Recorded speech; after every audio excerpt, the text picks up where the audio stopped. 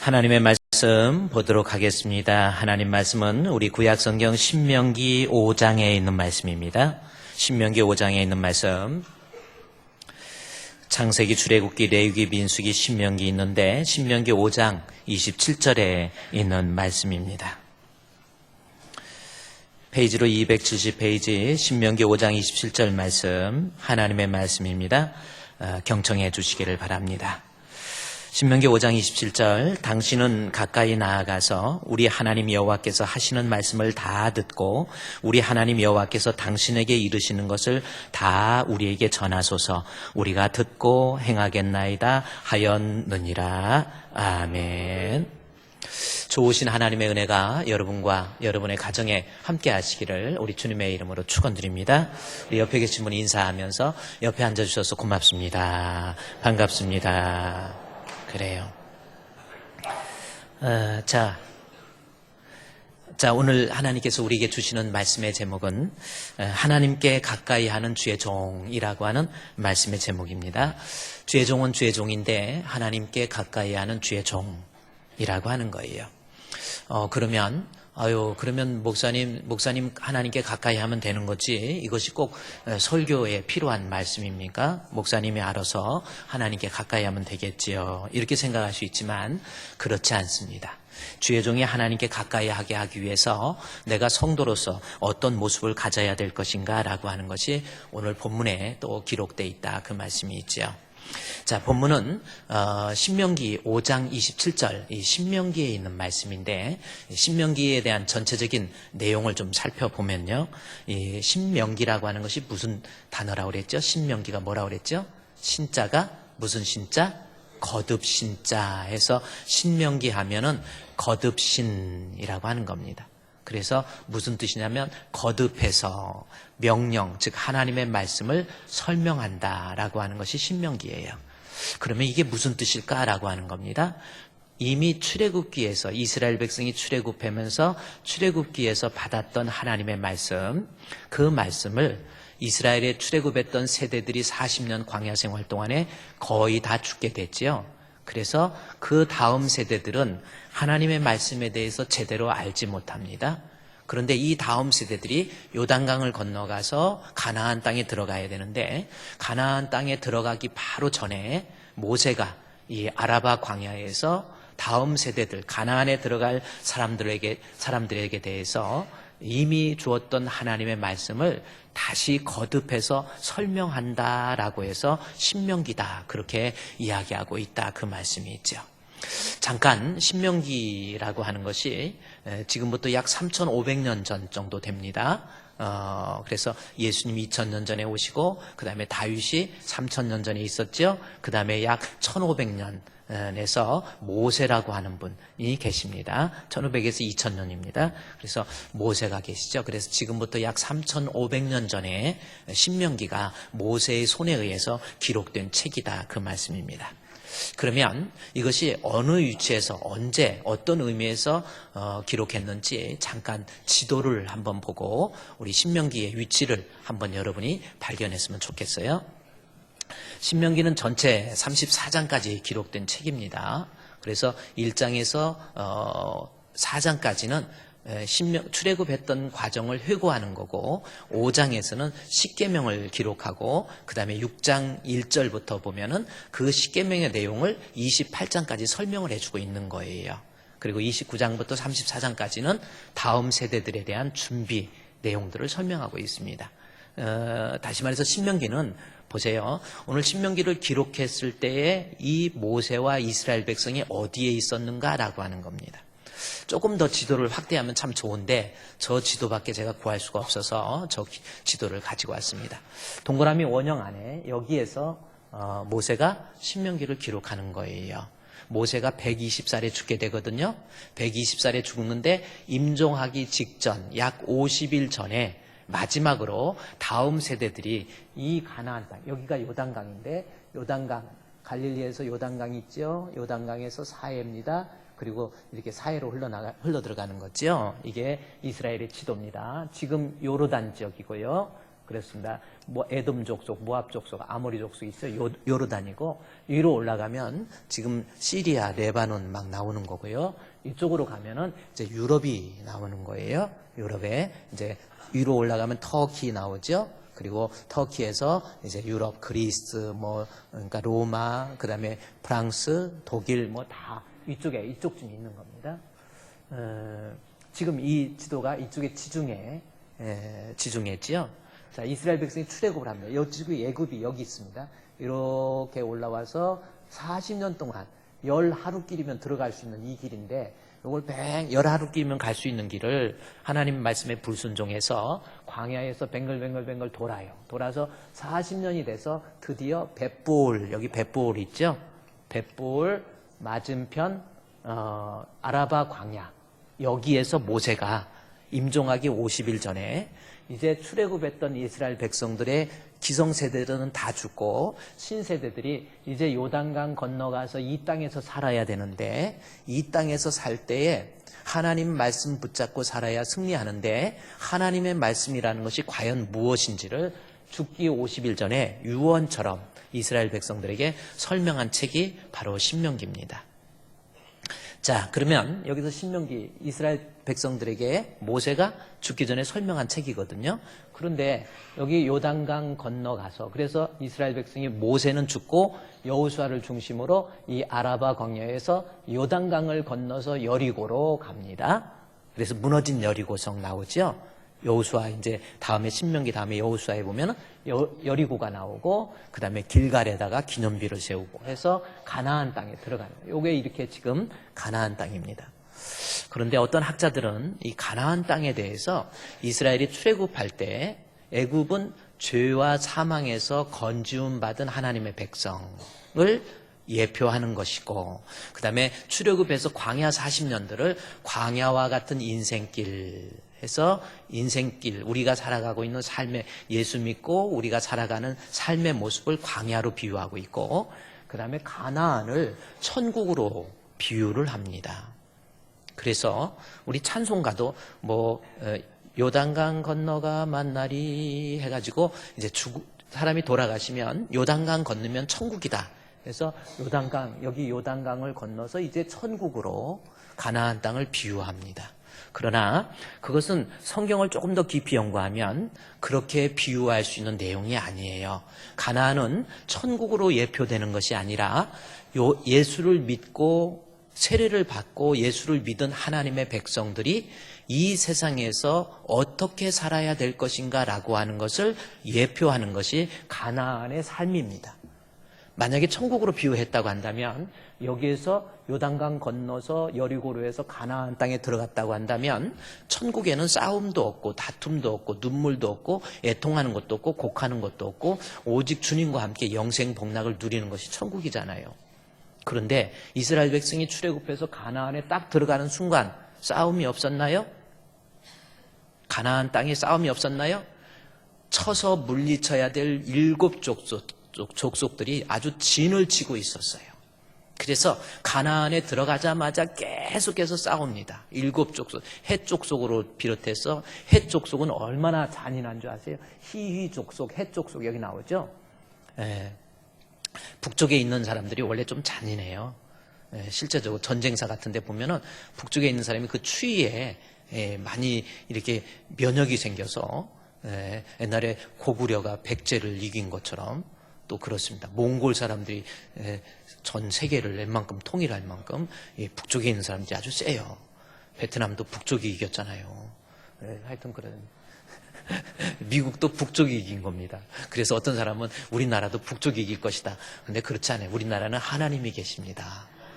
그래요. 뭐 이렇습니다. 어쨌든 이 가나안 여기 히위 족속, 헷 족속, 기르가 족속, 브리스기 족, 가나안 족속, 여부수 족속, 그다음에 뭐 블레셋 족속 해서 7 족속들이 얼마나 잔인하게 그 땅에 진을 치고 있는지 몰라요. 그래서 가나안 땅은요, 천국이 아니라 예수를 믿어서 하나님의 백성된 사람들이 살아가야 될 삶의 모습들을 그림으로 그려놓은 거예요. 천국을 예표한 게 아니라 성도의 삶입니다. 그래요. 우리가 예수를 믿지만 이 땅에 살아가는 삶의 모습을 보십시오. 나를 무너뜨리고자 하는 마귀의 괴계와 시험과 유혹과 핍박 얼마나 많이 있습니까?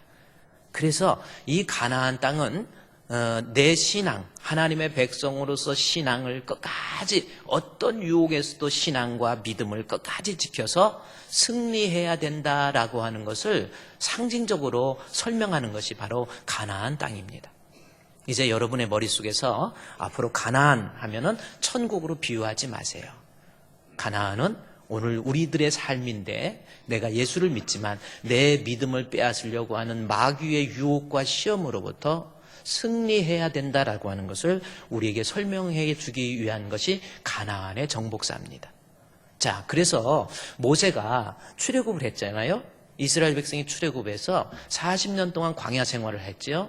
그러다 보니까 기성세대들이 출애굽기에서 계명을 받았지만 다 죽고 이제 신세대들이 이 가나안 땅에 다시 들어가야 되는데 이 가나안 땅에 들어가야 되는데 이 유혹 많고 시험 많고 핍박 많고 거기에는 우상 숭배도 있었죠. 핍박도 있죠. 시험도 있죠. 그럼에도 불구하고 하나님의 자녀로서 승리하기 위해서 그래서 이 요단강을 건너가서 행해야 될 말씀들을 설명한 책이 신명기예요. 그래서 신명기 6장에서부터 건너가서 전해야 될 하나님의 말씀 설명하고 있다고 그랬죠. 그래서 여러분이 신명기 6장에 한번 보십시오. 신명기 6장 1절 말씀에 그래서 그 말씀이 나온 겁니다. 이는 곧 너희 하나님 여호와께서 너희에게 가르치라고 명령하신 규례와 법도라 하면서 모세가 아라바 광야에서 죽기 50일 전에 그러면서 6장 1절에 너희가 뭐해서 건너가서 나오죠. 너희가 건너가서 차지할 요단강 건너가서 차지할 땅에서 행할 것 그 말씀 요단강 건너가서 행해야 될 말씀들을 설명한 책이 신명기예요. 그것이 6장에서 28장까지 설명을 쭉 하고 있는 겁니다.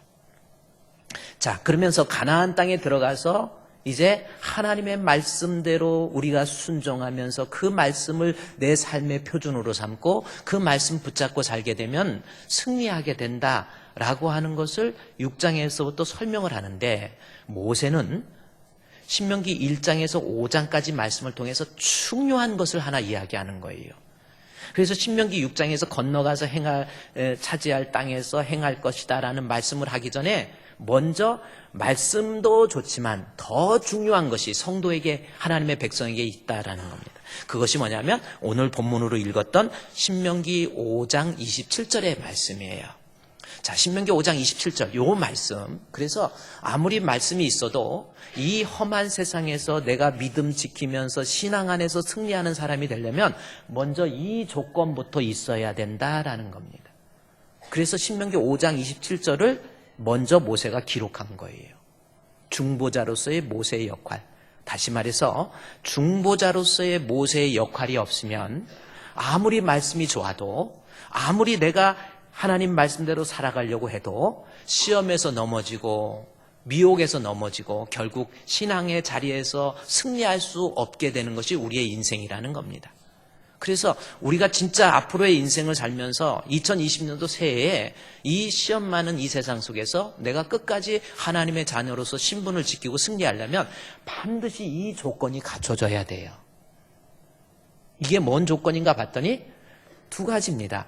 당신은 주의 종입니다. 당신은 가까이 나아가서 우리 하나님 여호와께서 하시는 말씀을 다 듣고 우리 하나님 여호와께서 당신에게 이르는 것을 다 우리에게 전하소서.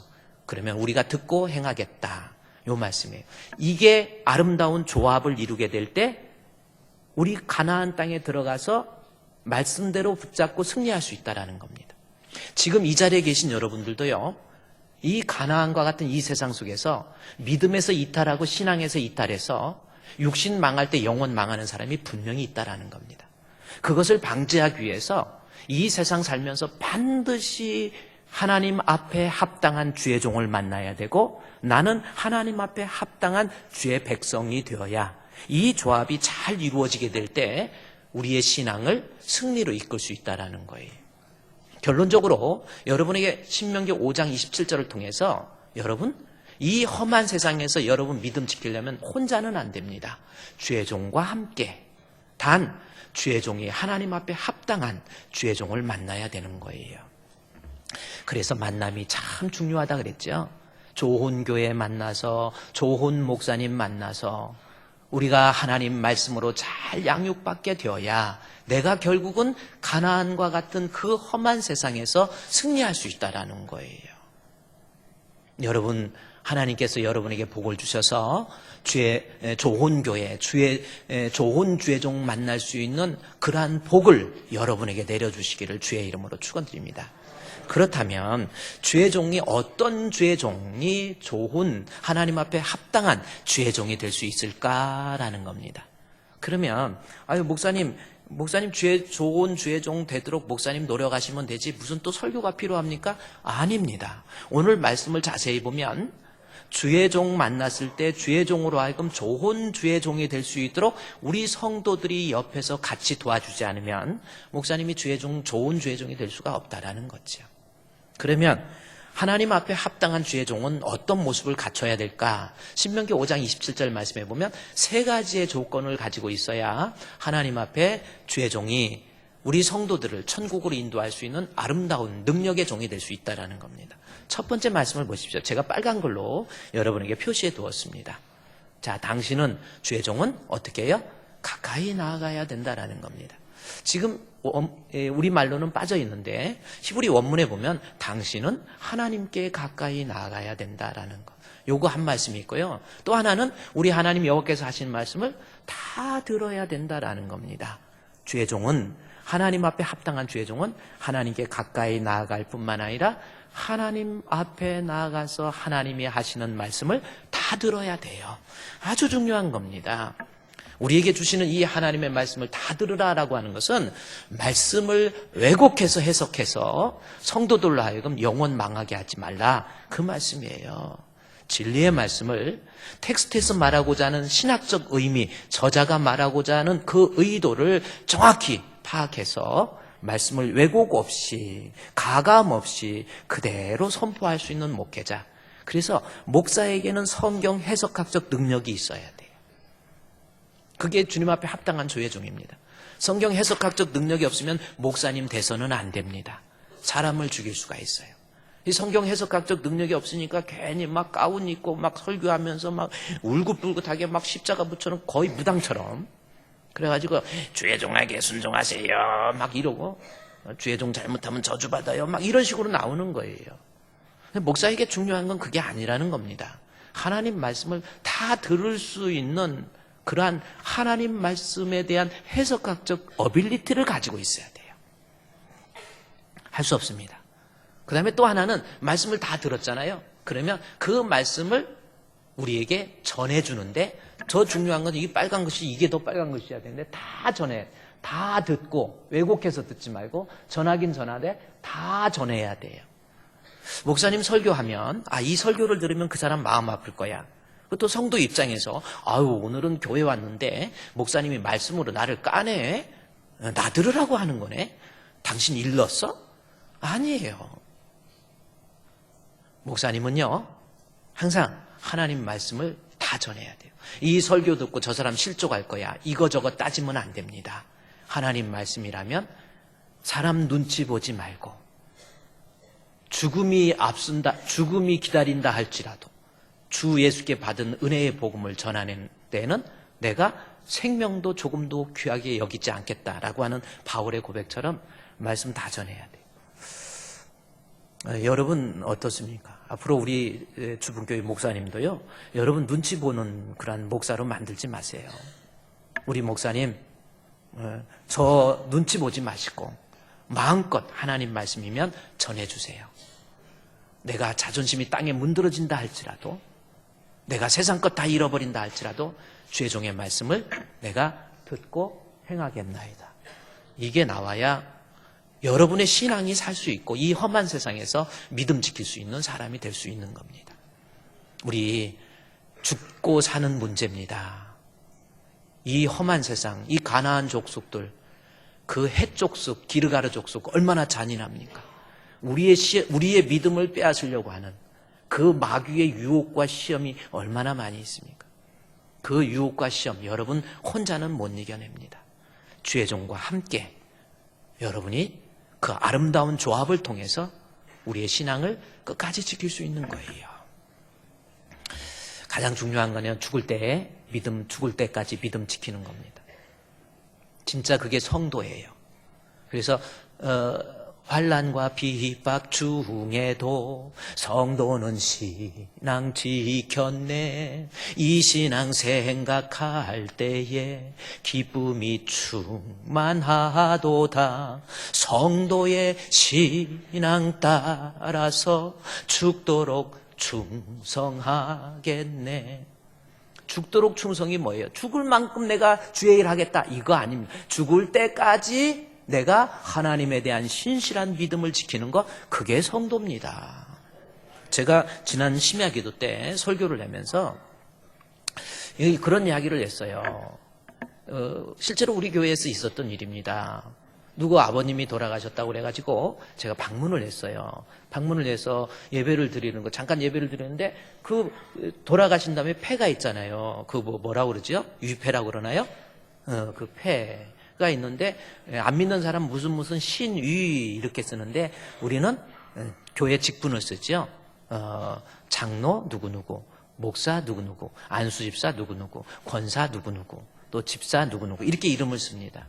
뭐 그렇게 쓰지요. 근데 가서 제가 신방을 가서 예배를 드리기 전에 이렇게 봤더니 아버님이 돌아가셨는데 장로 누구누구 썼어요. 그래서 깜짝 놀래가지고 거기 있는 그 상주에게 물었어요. 아유, 아버님이 장로님이세요? 그랬더니 아니 그거는 아니고요. 그래서 아니 근데 왜 장로님으로 썼습니까? 그랬더니 어렸을 때 교회 다니시고 그 다음에 교회도 한 번씩 왔다 갔다 했는데 신앙의 연륜을 따지니까 한 60, 70년 되니까 이 정도면 장로꼴 된다는 거야. 그래서 돌아가시고 난 다음에 그냥 뭐 집사를 쓰기도 그렇고 성도를 쓰기도 그렇고 그래서 그냥 장로로 썼대요. 근데 그분은 그것을 아무 의식 없이 아무 생각이 없이 그냥 그렇게 썼다는 거야. 이 정도면 써야 되는 거 아닙니까? 라는 그러한 질문이시죠. 어때요? 어떻게 생각하십니까? 장로 그래서 저는 그래요. 그렇게 장로님으로 쓸 수도 있는데 근데 저는 그래서 제가 우리 심야기도 때 그랬어요. 장로보다 더 좋은 호칭이 있습니다. 뭔지 아세요? 성도예요. 성도만큼 좋은 이름이 없어요. 그래서 제가 심야기도 때 설교하면서 저도 죽으면 목사 최성은 그러지 말고 성도 최성은 써주세요. 그랬더니 70 헐쩍 넘은 분이 알았습니다. 제가 꼭 기억하겠습니다. 그래서 상당히 기분이 상해. 내가 볼 때 그분이 나보다 먼저 돌아가실 것 같은데 그런 생각을 했습니다. 근데 여러분 정말 성도만큼 좋은 말이에요. 저는 그 성도라는 표현이 너무 좋은 거예요. 정말 제가 죽어도 성도 최성은 그렇게 썼으면 좋겠어요. 성도의 신앙 따라서 죽도록 충성하겠네. 어떤 환난과 시험 중에 그렇죠. 환난과 비박 중에서 성도는 신앙 지켰네. 이 신앙 생각할 때에 기쁨이 충만하도다. 할렐루야. 그래요. 성도가 그만큼 중요한 거예요. 우리는요. 그래서 하나님 앞에 주의 종, 어떤 성도, 어떤 주의 종이 돼야 돼요? 하나님 앞에 늘 가까이 나가는 그러한 주의 종. 그 주의 종 만나서 그래야 내가 죽을 때까지 신앙 지킬 수 있다라는 겁니다. 자, 그러면 여기에서 주의 종의 모습이 첫 번째 우리 신명기 5장 27절에서 오늘 말씀의 제목처럼 주의 종이 하나님 앞에 합당한 주의 종이 되고 여러분의 영혼을 책임지고 인도할 수 있는 주의 종이 되려면 하나님께 가까이 나아가자. 이 말씀을 하죠. 그렇습니다. 주의 종은 하나님께 가까이 나아가야 돼요. 여러분이 주의 종으로 하여금 하나님께 가까이 나아갈 수 있도록 여러분이 좀 협력해 주세요.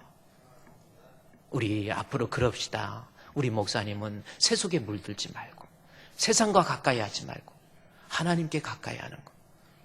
세상과 가까이 하면 하나님과 멀어지게 돼 있어요. 하나님께 가까이 하면 세상과 멀어지게 돼 있습니다. 그런데 죄종이 세상과 가까워지면 하나님과 멀어지게 돼 있고, 그러면 결국은 거기에 있는 성도들은 끝까지 신앙 지킬 수 없는 그러한 상황이 되는 거예요. 우리 광명시에서 있었던, 이게 하안동 개발하기 전이었어요. 우리 지금 하안동 이쪽에 광명시에서 건너오면은 하안대교도 없었고 금천대교도 없었고, 그때 배 타고 20원인가 30원인가 주면은 줄 있어갖고 잡아당기면서 안양천 건넜어요. 뭘 와 하세요? 뭐 그런 게 있었는데. 그리고 그 다음에 이제 이 바위 같은 거 갖다 놓고 안양천에다가 이렇게 해서 안양천, 그때는 안양천도 엄청 더러웠어요. 근데 지금은 많이 깨끗해지고 안양천에 잉어도 있더라고요. 그래서 여기 광명 건너면서 저는 안양천이라고 안 불러요. 그냥 광명천이라고 그래요. 살기 좋은 광명천지에 사니까 저는 광명천이라고. 근데 그 안양천 이렇게 건너고 난 다음에 이쪽은 다 논이고 밭이었어요. 여기 소화동도 마찬가지예요. 그리고 소화동이 원래 원조 읍내가 있어가지고, 읍내, 경상도 사람은 읍내, 뭘 없어. 읍내가 소화동에 있었고요. 소화리 공장, 기아자동차 공장에서 다 논밭이었어요. 그때 개발하기 전에. 근데 그때 그 조그마한 그 주변의 상가에 개척교회가 하나 있었습니다. 교인들 한 5, 60명 모이나요? 개척교회가 있었는데, 그 목사님이 신실하게 목회를 하면서 이제는 이거 개발하는 바람에 소화동에 종교부지를 들어갈 수 있는 종교부지 분양권도 받게 되고, 그래서 목사님이 목회하면서 이제 개척교회 하다가 이제 교회도 질 수 있겠다 해가지고 아주 기대에 찬 모습을 가지고 목회를 했어요. 그런데 개척교회다 보니까 피아노 반주하는 사람이 없는 거예요. 그런데 어느 날 아주 예쁘신 분이, 그것도 좀 젊고 예쁘신 분이 목사님 찾아와서, 목사님 반주자 없지요? 저게 반주로 봉사할게요. 그리고 나타난 거예요. 그래서 목사님 예배 드릴 때 반주자가 없다가 반주자가 있으니까 얼마나 좋은지. 그래서 반주를 탁 해주는 거예요. 너무너무 좋은 거예요. 목사님도 위로받고 힘들고. 그러다가 반주를 해주면서 서로 이렇게 목사님하고 가까워진 거예요. 근데 가까워지는 건 좋은데 이것이 이렇게 된 거야. 또 실제로 문제가 생겨버린 거예요. 그런데 문제가 생겨서 이제 어떡합니까? 이걸 문제를 해결을 해야 되는데 성도들이 알까 아주 걱정을 하면서 해서 문제를 해결하기 위해서 그러는데, 어느 날 한 사람이 찾아왔어요. 남편이에요. 그분의 남편. 이 사람은 교회를 상대로 정말 전문적으로 아주 꽃뱀이라고 하는 거죠. 꽃교뱀. 꽃뱀은 꽃뱀인데 교회를 찾아다니는 꽃교뱀. 이 발음도 잘 안 나오네. 그래가지고 목사님한테 돈을 요구하는 거예요. 당신 돈 안 되면, 그때 돈으로 7천만 원이면 엄청 큰 돈이었거든. 그래가지고 그걸 요구해가지고 그거 안 하면 당신 난리 날 줄 알으라고 막 협박을 하는. 그 반주를 그렇게 예쁘게 하는 사람은 뒤로 싹 빠져버리는 거예요. 이제 남편이 전면에 나서서 그러는 거예요. 그냥 무서워서 종교부지 살려고 쌓아놨던 돈 갖다가 다 줘버렸어요. 그리고 비밀을 지키려고. 그리고 나니까 하나님 앞에 세상의 유혹에 넘어가 버리니까 말씀을 준비해도 안 되고, 그래서 그때 교회 상가 건물에 옥상에 올라가서 밤마다 우는 거예요. 하나님 하고 울거든. 하나님 앞에 세속에 물들고 타락하고 난 다음에 울어도 늦은 거예요. 교인들 소문 다 나서 교회가 다 없어져 버렸어요. 그리고 그 자리에 한양대교 넘어서 바로 교회가 있는데 그 교회로 다른 사람한테 넘어가서 거기에 지금 교회가 세워졌습니다. 목사님 미국으로 갔죠. 미국에 가서 목회를 하시겠다고. 근데 한국에 하나님 계시고 미국에는 안 계십니까? 미국에 가서 또 목회를 하는데, 그 미국에 가서 목회한 사역에 대한 자세한 내용은 다음에 제2탄을 여러분께 말씀드립니다. 목사가 타락하잖아요. 목사가 세상과 가까워지잖아요.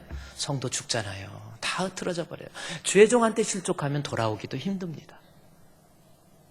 정말 목회자는 늘 하나님께 가까워지는. 그러면 목회자로서 하나님께 가까워질 수 있는 방법이 뭐냐는 거예요. 어떻게 하면 목사가 하나님께 가까이 나아갈 수 있을까? 이거 중요하죠. 이거에 대해서 바울이 디모데에게 편지를 씁니다. 디모데가 목회자잖아요. 너 목사로서 이런 식으로 하려면, 목회를 잘하려면 이렇게 하라 라고 쓴 책이 디모데전서, 디모데후서입니다. 그래서 디모데전서 후서를 목회서신이라 그렇게 이야기해요. 그러면서 디모데에게 편지를 쓰면서 바울이 디모데에게 편지 쓰면서 디모데전서 4장 5절 말씀해 보면 세상과 가까워지지 않고 거룩한, 구별된, 다시 말해서 하나님과 가까워질 수 있는 방법을 디모데에게 설명을 해줘요. 자, 어떤 방법이 죄종으로서, 또 여러분도 마찬가지예요. 세상과 가까워지지 않고 세상의 유혹과 시험에 넘어지지 않고 하나님께 밀착하는 방법, 아주 간단하게 디모데전서 4장 5절에서 말씀과 기도로 거룩하여진다라는 표현하잖아요. 그렇습니다. 하나님 말씀 있으면, 하나님 앞에 기도가 있으면 세상의 유혹도 시험도 세상과 가까워진 어떠한 유혹이 있어도 넘어지지 않는다, 그 말씀이에요. 따라서 죄종으로 하여금 하나님께 가까이 나간다. 뭐예요? 죄종으로 하여금 말씀과 기도로 충만하게 무장할 수 있도록, 그러면 하나님께 가까워질 수 있는 거예요. 자, 그런데 그러면 그렇습니다. 목사님, 죄종으로서 하나님 말씀과 기도에 가까이 하면 세상과 멀어지고 세상의 유혹도 이겨낼 수 있죠. 목사님, 말씀과 기도에 가까이 하시기를 바랍니다. 여기까지는 좋습니다. 그런데 목사님은 목회자이기 때문에 교회 성도들에게 문제가 있으면 말씀과 기도에 가까이 하지 못해요. 그렇잖아요. 말씀과 기도에서 멀어지면 세상과 가까워지잖아요, 또. 그런데 목사님은 목회자이기 때문에 목사로서 성도에게, 교회에 문제가 있으면 목사님은 말씀을 집중하려고 해도 안 돼요. 기도하려고 해도 자꾸 딴 생각이 나요. 하나님 말씀을 읽고 설교 준비할 때도 진도가 나가지를 않아요. 이것은 어떤 목회자든지 똑같은 경험인 것 같습니다. 목사는 교회가 평안할 때 하나님 말씀과 기도에 전무할 수 있다는 겁니다. 실제적으로 예루살렘 교회가 있죠.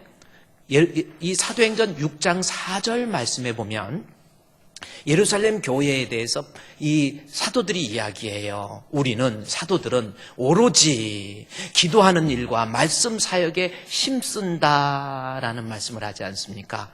이 사도들, 베드로나 요한이나 야고보나 이런 사도들은 바로 구약 성경에서 오늘 신명기 5장 27절에서 말씀한 것처럼 주의 종의 원래의 근본적인 진리가 뭐냐면 주의 종은 항상 말씀과 기도에 전무하는 거예요. 여기서 기도라고 하는 것은 나의 부족한 것을 얻어내기 위해서 지금 사도들이 주여 나에게 뭘 주옵소 그거 기도했겠습니까? 아니에요. 하나님의 뜻 앞에 자신의 뜻을 복종시키는 과정이 기도라고 하는 프로사고겐이라고 하는 단어의 뜻이에요. 그래요. 목사님은, 베드로도 그랬잖아요. 사도들은 그랬잖아요. 주의 종은 뭡니까? 오로지 하나님 말씀, 하나님 앞에 기도, 이것을 통해서 하나님 앞에 거룩해질 수 있어요. 그리고 하나님께 가까이 나아가서, 그래서 하나님 앞에 주의 종이, 좋은 종이 될 수 있는데 교회에 문제가 있다. 그래서 4절에서 우리는 오로지 기도와 말씀 사역에 힘쓰겠다 그러는데, 이 말이 어떻게 해서 나왔냐면 6장 1절, 저 본문의 6장 1절에서 그때에 제자가 더 많아지죠. 자, 교회가 성장하기 시작합니다. 교인들이 많아져요. 100명, 200명, 300명, 400명, 500명, 600명, 700명, 800명, 우리 교회도 1000명이 훌쩍 넘어가면서부터 그래요. 얼마나 교회 일, 그러다 보니까 교회에서 어떤 문제가 생겼냐면 제자가 많아지니까 예루살렘 교회도 헬라파 유대인들과 히브리파 유대인들이 서로 분쟁하고 싸우는 문제가 생긴 거예요. 서로 원망하고 불평하고 반목하고. 그럴 때 사도행전 6장 2절에서 사도들이 뭐라고 그럽니까? 12사도가 모든 제자 불러놓고 우리 이 땅에 살면서 우리 신앙 지키고 믿음 안에서 살기 위해서는 이거는 아니다. 그래놓고 교회에 문제가 있을 때 사도들이 불러놓고 이야기합니다. 우리가 하나님 말씀 제껴놓고 가장 중요한 것이 하나님의 말씀인데 말씀 제껴놓고 접대가 일삼는 것 마땅치 않다. 접대가 무슨 뜻인 줄 아세요? 접대는 뭐예요? 성도들이 문제가 있을 때 그 성도들을 치료하기 위해서 목회자로서 집사님 힘내세요, 권사님 힘내세요, 집사님 이러지 마세요, 믿음은 이겁니다, 신앙은 이겁니다 해놓고 이거 저것 때문에 신경 쓰고 그 사람을 인간적으로 관리하는 거예요.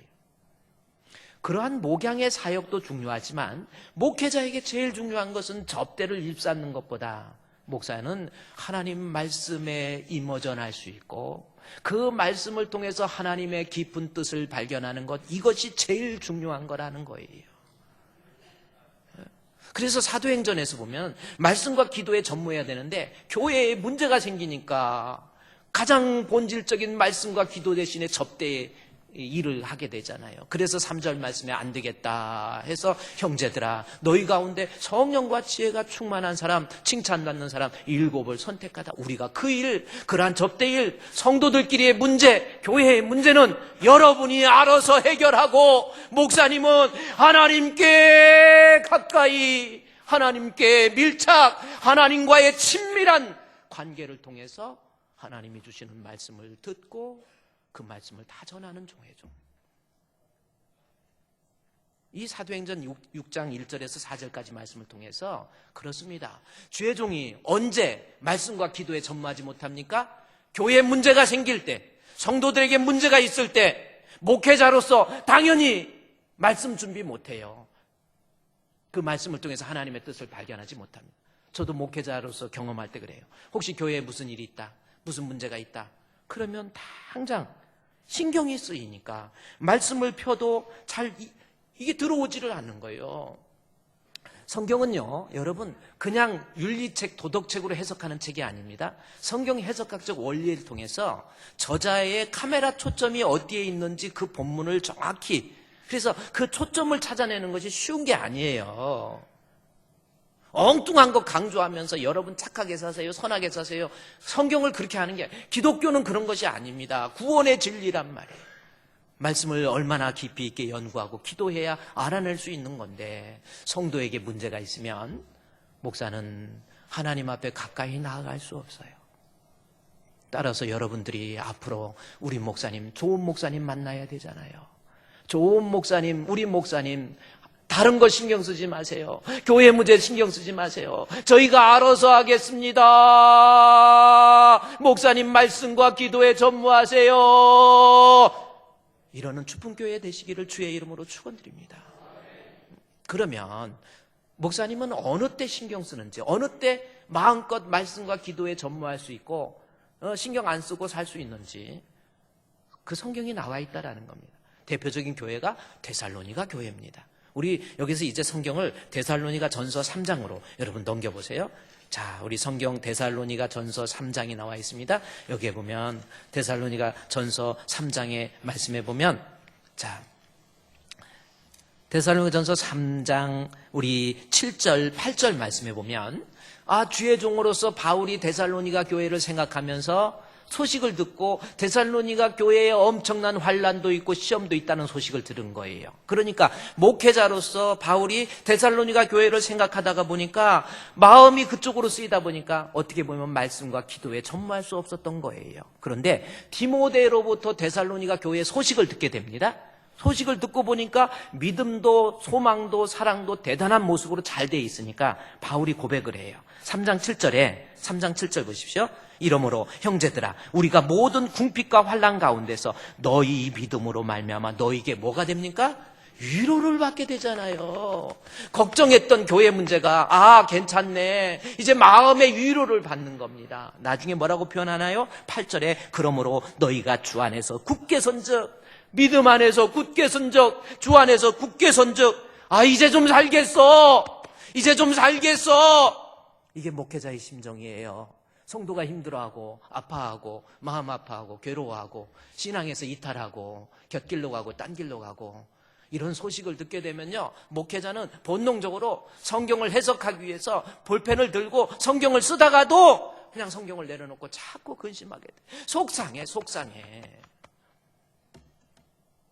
여러분, 따라서 여러분이 교회 공동체를 이루어서 우리가 이스라엘 백성처럼 앞으로 가나안 땅에 들어가서 그 험한 세상 잘 살려면 우리 목사님으로 하여금 말씀과 기도에 전무하고 속상하지 않게 우리 목사님 목회 협력자가 되시기를 주의 이름으로 축원드립니다. 그러면 어느 때 어떤 모습을 보고 바울이 이제는 좀 마음껏 목회할 수 있겠다, 이제 좀 살겠다 고백했는지 그 내용을 좀 살펴보자는 겁니다. 3장 6절 말씀해 보면 3장 6절에 지금 디모데가 너희에게로부터 와서 자 제발 이런 소식을 들은 거예요. 너희의 믿음과 너희의 사랑, 기쁜 소식, 뭐 이런 말이 나옵니다. 그래요. 첫 번째, 어느 때 목사님이 마음이 근심 없이 염려 없이 마음껏 목회할 수 있어요? 너희의 믿음입니다. 그럼 너희의 믿음이 어떤 믿음인가 하고 봤더니 8절 말씀에 주 안에서 굳게 세워져 있다라는 거죠. 그 많은 환난 속에서도 시험 속에서도 믿음이 안 흔들리는 거예요. 그 소식을 바울이 듣다가 보니까 이제 좀 살 것 같아. 이제 좀 살 것 같아. 자꾸 믿음 안에서 이탈하잖아요. 목회자에게 정말 다른 거 아닙니다. 우리 성도가 믿어야 될 사람이 믿지 못하고 자꾸 흔들리는 믿음, 연약한 믿음, 나약한 믿음, 곁길로 가고 딴 길로 갔을 때 목회자에게는 근심이 돼요. 데살로니가 교회 성도들처럼 여러분, 우리 목사님 마음껏 주께 나가기 위해서는 여러분 믿음부터 굳건해져야 돼요. 할렐루야. 믿음에서 이탈하면 안 돼요. 오늘 데살로니가 전서 1장 앞으로 가보면요, 1장에 보니까 1장 7절에 그러므로 너희가 마게도냐와 아가야에 있는 모든 믿는 자의 본이 될 만큼, 보세요, 여기 마게도냐와 아가야는 간격이 20km 차이 나요. 20km 반경 내에서 믿는 자의 소문이 야, 데살로니가 교회 믿음 너무 좋은 거예요. 그만큼 아름다운 믿음의 사람들. 그 이유가 뭔지 아세요? 바로 6절입니다. 아주 중요해요. 여러분이 목사님 신경 안 쓰고 내 믿음이 흔들리지 않기 위해서는 6절이에요. 또 너희는 많은 환난 가운데서 성령의 기쁨으로 뭐예요? 말씀을 받아들이는 거예요. 하나님 말씀 읽고 하나님 말씀 듣고 하나님 말씀 설교를 통해서 은혜를 받고 말씀을 통해서 깨달으면 내 믿음이 엄청나게 성장을 해요. 언제까지 여러분 교회만 다니겠습니까? 믿음도 없이 습관적으로 교회만 다니겠습니까? 아무것도 아닌 거 가지고 유혹에 넘어지고 시험에 넘어지고. 왜 넘어지는 거예요? 믿음이 굳건하지 못하니까. 다시 말해서 말씀이 공급이 안 된 거예요. 제가 어제 우리 강문종 목사님 만나고 또 우리 광명시의 임원 목사님들 만나서 이야기할 얘기도 있고 뭐 하는데, 목사님이 참 답답한 이야기를 하나 하시더라고요. 뭔지 아십니까? 옛날에 여자분이었는데 교회에서 오늘 반주 어디 자꾸 반주가 신경 쓰이는데 교회에서 반주를 하셨대요. 어머니가 권사님이고 교회 반주를 했는데 학생 때 그러고 그랬는데 결혼해서도 그랬는데 지금은 절에 가 있대요. 실제로 어느 절이라고까지 얘기해 줬어요. 절에 가 있다는 거. 아니 교회에서 반주까지 하고 근데 어떻게 어머니가 권사님이고 근데 왜 절에 가죠? 다른 거 아닙니다. 말씀이 없는 거예요. 믿음은요, 들음에서 나며 들음은 그리스도의 말씀을 통해서 생긴 믿음이 믿음이지 인간의 기본적인 종교심을 승화시켰다고 해서 그것이 믿음이 아니에요. 할머니들이 물 떠놓고 비나이다 그게 구원 얻나요? 아니에요. 하나님 말씀을 통해서 생긴 믿음, 그 믿음이 굳건해지는 거예요. 여러분 교회에 오셔서 말씀 들을 때마다 하나님 말씀에 집중해서 말씀 통해서 말씀 들을 때마다 은혜가 충만한 우리 성도 되어야 우리 목사님이 마음껏 목회할 수 있는 거예요.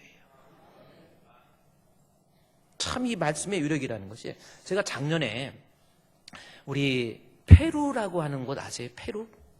우리 미국, 여기 우리 한국에서 샌프란시스코까지 한 13시간 걸리죠? 거기서 다시 비행기 타고 한 9시간 정도, 8시간 정도, 9시간 정도 가면은 페루가 나오고, 우리나라 완전히 지구 반대편이죠? 페루에서 선교하시는 목사님께서 작년에 저를 좀 만나자고 그래서 만났어요. 만났는데 이분이 이제 60이 되시고 그리고 다 가족들은 미국에 계십니다. 미국에 계시고 그래가지고 이제 선교 그만하고 미국으로 가족들과 함께 오고 싶지만 페루에 그 캐톨릭이 많은 그곳에서 페루의 개신교 사람들이 도저히 그 사람들의 눈빛을 보면 놓고 떠날 수가 없더래요. 그래서 페루에서 계속 사역을 하는데 문제는 연세가 드시면서 말씀을 공급해야 되는데 그분이 솔직히 그래요. 내가 말씀을 공급해야 되는데 어떻게 이 말씀 그러다가 늦게 사명을 받았기 때문에 이 말씀에 대해서 제대로 가르치려 했는데 아는 게 있어야 되는데 하시면서 고민하다가 어떤 분이 주품교회 최성원 목사님의 설교를 한번 들어보세요. 그래서 들었대요. 듣고 은혜를 받았답니다. 전설이 아니고 은혜를 받고 한 번 받고 은혜 받고 계속 읽다가 보니까 은혜가 되는 거예요. 그래가지고 저한테 허락을 받기를 목사님 설교를 그대로 인용해도 되겠습니까? 얼마든지 그러세요. 괜찮은 겁니다. 설교는 창작이 아니기 때문에 다른 목사님 설교 듣고 그냥 성도들에게 필요하면 그렇게 하시는 것이 얼마나 좋아요. 그래서 그렇게 하시라고 고맙다고. 그런데 그리고 나서 카톡을 저한테 보내요. 목사님 지난주 설교 듣고 너무 은혜 받았습니다. 그 페루에 있는 사람들한테 영어로 설교하면 통역을 해가지고 페루어로 또 하니까 한 편의 설교를 가지고는 3주 동안 설교할 수 있대. 이게 남는 장사 이게 3주 동안 3주를 설교할 수 있대. 그랬더니 페루 사람들이 막 목사님 설교 듣고 은혜 받아가지고 그래서 제가 카톡으로 저한테 연초됐다고 페루에 있는 그 성도들이 주품교회 최성원 목사님 새해 복 많이 받으세요 해가 카톡을 보냈어. 막 수백 명의 성도 한번 보여. 주품교회 최성원 목사님 새해 복 많이 받으세요. 우리 박수 한번 칩시다. 주품교회 최성원 목사님 새해 복 많이 받으세요. 얼마나 좋아요. 여러분, 저 페루 사람들 저 얼굴도 모르는 분들인데, 그래가지고, 참, 한국말로, 주품교회, 저분은 한국 사람이지만, 페루 사람들도, 최성은 목사님 새해 복 많이 받으세요. 그래, 와, 다시 한 번만 보고 싶어, 나. 한 번만, 다시 들어줘 봐봐. 주품교회 최성원 목사님 새해 복 많이 받으세요.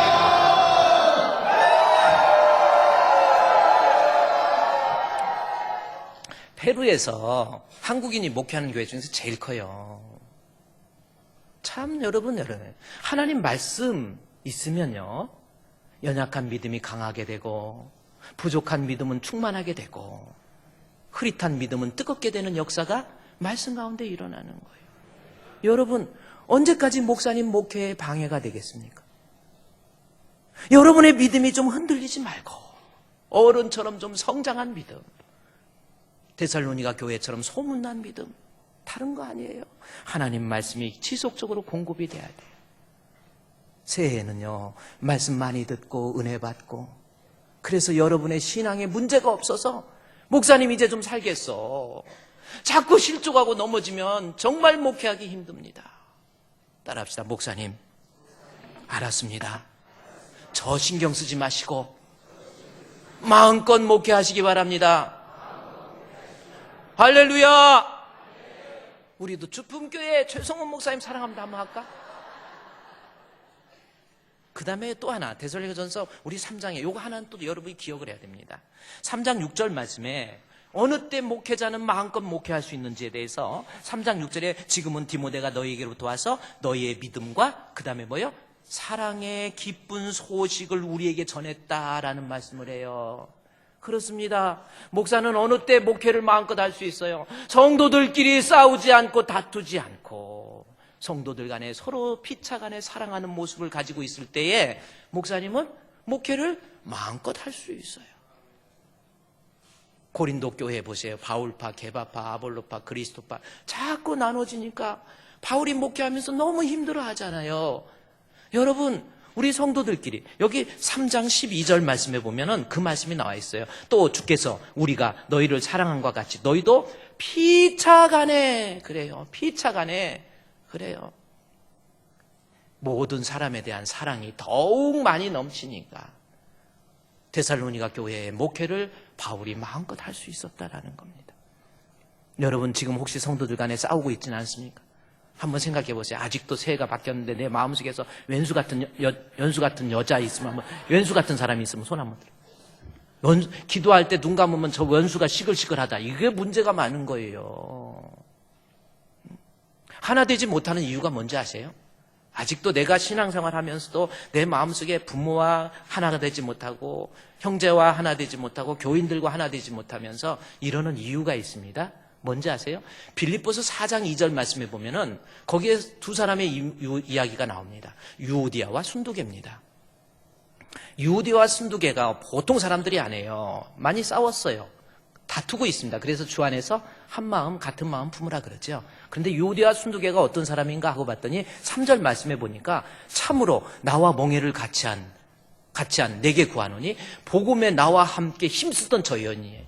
주의 종 목회 사역을 위해서 두 사람 다 열심히 막 목사님 목회를 도왔던 거예요. 목사님에게 힘이 됐던 뭔가예요. 함께 여인들 얼마나 믿음이 좋은지 그 이름들이 생명책에 기록되어 있다라는 겁니다. 유오디아와 순두개가 믿음도 있었고 생명책에 기록될 만큼 믿음도 있었죠. 그리고 주의 종이라면 얼마나 사랑했는지 몰라요. 주의 종 귀하게 여기고 우리 목사님 목회사에게 유오디아와 순두개, 유집사와 순집사가 보통 열심히 아니야. 저 정도면 괜찮죠? 근데 4장 2절 말씀해 보니까 어떻게 됐어요? 유오디아와 순두개가 서로 주 안에서 같은 마음을 품지 못했어요. 그래서 바울이 빌립보서에다 편지를 쓰면서 야, 너희들 제발 좀 싸우지 마. 그러는 거예요. 목회자가 신경 쓰는 부분이 바로 저 부분입니다. 여러분 성도들끼리 하나 되지 못했을 때 목사님 목회할 때 말씀과 기도에 전무하지 못해요. 그래서 하나 되어야 돼요. 그런데 하나 될 수 있는 좋은 방법이 하나 있어요. 그게 뭔지 아십니까? 2절에 나와 있잖아요. 유오디아와 유집사와 순집사가 하나 되기 위해서는 같은 마음을 품기 위해서는 어떻게? 주안. 요게 중요한 거예요. 주안. 어? 인천시 계양구 주안동에 가서 주님 안에 거하게 되면 이 사람은 하나가 된다라는 겁니다. 자, 이게 무슨 뜻이냐면 주님 안에 거하면 주께서 내게 성령을 주시고 성령의 능력으로 이해할 수 없는 사람을 이해하고 용서할 수 없는 사람을 용서하고 받아들일 수 없는 사람을 받아들일 수 있는 그러한 능력이 내 가운데 생긴다라는 거죠. 주님 믿는 믿음이 있으면. 성경에요, 여러분 빌레몬이라는 사람 알죠? 성경 한 장밖에 안 돼요. 빌레몬서가 어디 있는지도 모르는 사람이 있어요. 한 장밖에 아닙니다. 그런데 빌레몬이라고 하는 사람이 어떤 사람? 이방 사람이에요. 그런데 바울이 예배소에서 복음을 전할 때 그 이방 사람 빌레몬이 거기에 와서 바울이 전하는 복음을 통해서 은혜를 받아요. 깨닫게 됩니다. 그리고 예수님이 나의 생명의 주구나라는 확고한 믿음을 가져요. 그 믿음을 가지고 자기 집으로 돌아오는 거예요. 자기 집으로 돌아와서 신앙생활 하는데 어느 날 이 에바브루라고 하는 사람이 찾아옵니다. 그 에바브루가 뭐냐면 에바브루도 에베소에서 복음을 통해서 바울이 주시는 말씀을 통해서 은혜 받고 예수 믿고 난 다음에 자기 고향으로 와서 어디다가 교회를 세우고 싶은데 마땅한 장소가 없는 거예요. 그래서 그때 당시에 상당한 부자였던 이 빌레몬에게 가가지고 빌레몬 그래 집사님 우리가 이렇게 예배를 드리고 싶은데 예배당이 없습니다. 헌금하세요. 해가지고 자기 집을 내놔요. 이게 쉬운 게 아니죠. 믿음을 가졌던 빌레몬이 자기 집을 내놓고 그래서 그 교회가 거기에서 세워집니다. 그 교회가 골로새 교회예요. 그래서 바울이 골로새 교회에 편지를 쓰면서 골로새서를 쓰면서 빌레몬의 집에 있기 때문에 빌레몬에게 같이 겸해서 편지를 써요. 그래서 빌레몬서하고 골로새서는 같이 쓴 책입니다. 근데 이 빌레몬에게 편지를 쓴 이유가 있어요. 뭔지 아세요? 아주 중요한 이유예요. 그건 뭡니까? 바울이 나중에 신앙생활 하다 보니까 옆에 쫓아다니는 사람이 하나 있었어요. 그 이름이 오네시모입니다. 오네시모가 어떤 사람인가? 바울의 말씀을 듣고 이 사람도 은혜를 받고 예수를 믿는 거예요. 나 같은 노예가 복음의 진리를 발견하고 예수님이 나의 생명의 주나 이것을 깨닫고요. 예수를 믿어요. 그래서 바울에게 충실한 동역자가 됩니다. 그래서 알고 보니까 오네시모를 알고 봤더니 세상에 빌레몬의 집에서 도망 나온 종인 거예요. 종이 집에서 도망 나왔다. 이때 당시 사회적인 관습상 그것은 죽이는 거예요. 살려두지를 않습니다. 종이 탈출했다. 잡아서 죽이는 거예요. 동물 취급하거든요. 그런데 바울이 보니까 오네시모가 이제 예수를 믿거든요. 그래서 빌레몬의 종인 것을 알고 편지를 쓰는 거예요. 골로새를 쓰면서 겸해서 빌레몬에게, 빌레몬, 사랑하는 빌레몬에게 하고 편지를 씁니다. 그것이 나중에 어떤 내용이냐면 오네시모에 대해서 1장 19절, 빌레몬서 1장 19절에 보면 어떤 말씀을 하냐면 보세요. 이제 이후로는 빌레몬을 종과 같이 대하지 말고 종 이상으로 곧 사랑하는 형제로 좀 두어라. 이야기를 해요. 자, 오네시모를 종으로 하지 말고 형제로 대하래요. 빌레몬의 입장에서는 주인입니다. 이건 노예예요. 종이에요. 도망간 종입니다. 그런데 이 종을 형제로 대하래요. 이때 사회적 관습상으로는 도저히 받아들일 수 없는 내용입니다. 그러나 빌레몬의 마음속에 예수에 대한 믿음이 있어요. 그래서 종과 주인이 하나 될 수 없어요. 도저히 이해할 수 없어요. 도저히 받아들일 수 없어요. 그러나 빌레몬은 예수 믿는 믿음이 있기 때문에 오네시모를 형제로 받아들여요. 형제도 받아들일 뿐만 아니라 모든 것 다 용서하고 형제로 받아들일 뿐만 아니라 그를 이제는 사랑으로 대합니다.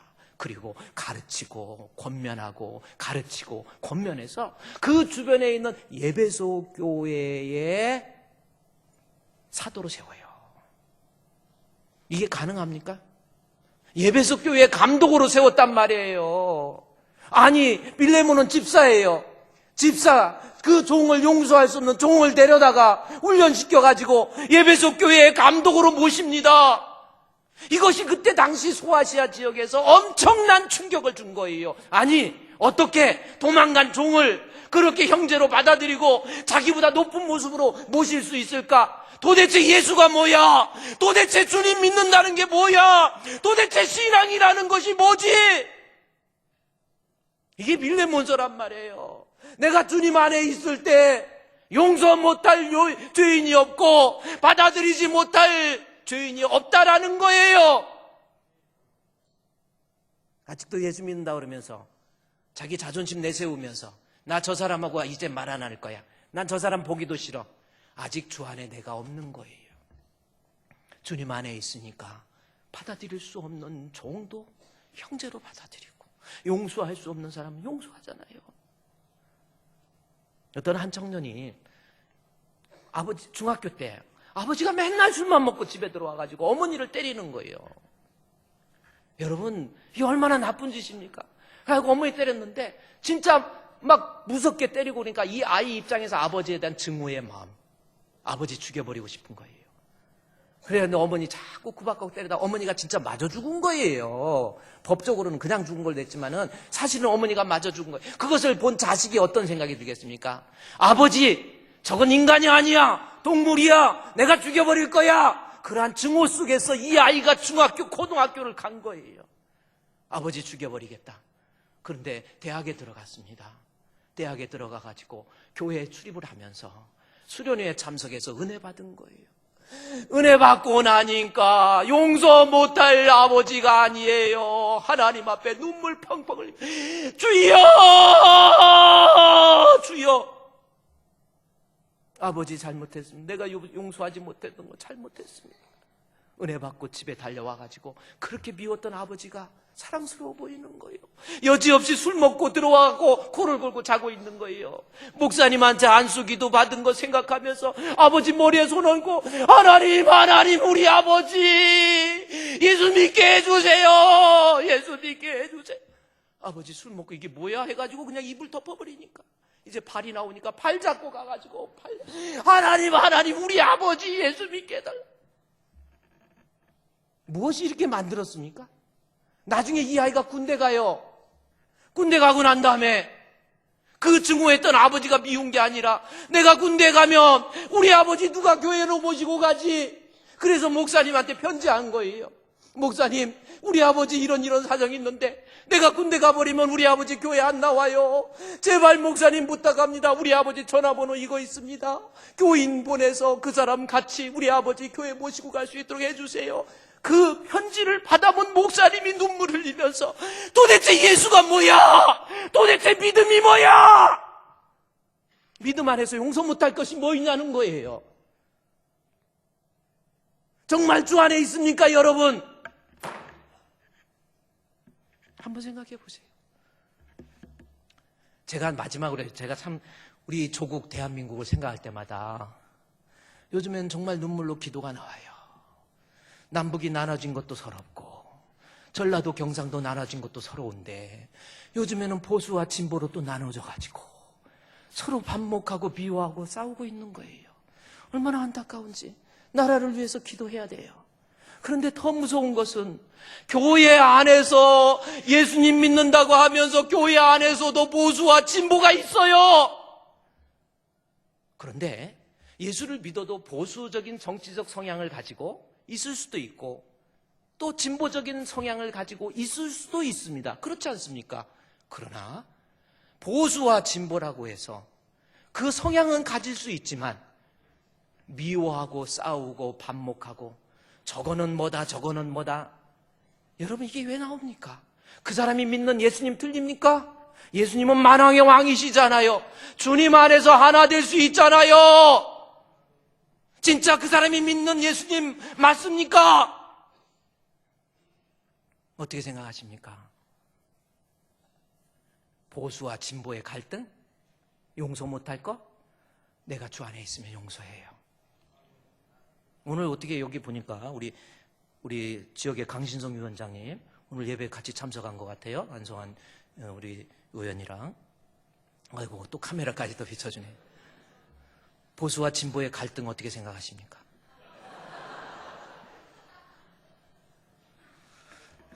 네. 정말 예수 안에 화합 못할 게 없어요. 진정한 평화는 예수 안에 하늘에서 내려오. 뭐 저는 민주당이든 자한당이든 거기에서 평화 아니에요. 평화로다 하늘 위에서 내려오네. 할렐루야. 예수 안에 하나 될 수 있잖아요. 오늘은요 여기까지입니다. 우리 사랑하는 성도 여러분, 목사님 마음껏 하나님께 나아갈 수 있는 방법, 여러분이 믿음과 사랑 안에서 똘똘 뭉치시기를 주의 이름으로 축원드립니다.